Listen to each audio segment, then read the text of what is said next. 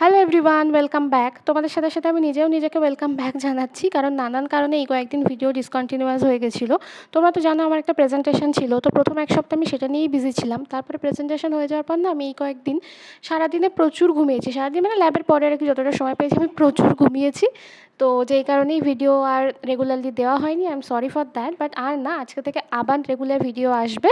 আর আজকে তো রথ, তোমাদের সবাইকে জানি রথযাত্রা অনেক অনেক অনেক শুভেচ্ছা। আশা করি সবাই খুব আনন্দ করে মজা করে আজকের দিনটা কাটাচ্ছ। তার উপরে আজকে সানডে। রথের মেলায় যাও, গাছ কেনো, পাঁপড় ভাজা খাও, জিলিপি খাও, সব কিছু করো। আর রথ আসা মানেই তো দুর্গাপুজোর কাউন্টডাউনও শুরু, আর মাত্র 3 মাসের অপেক্ষা বাঙালির শ্রেষ্ঠ উৎসবে।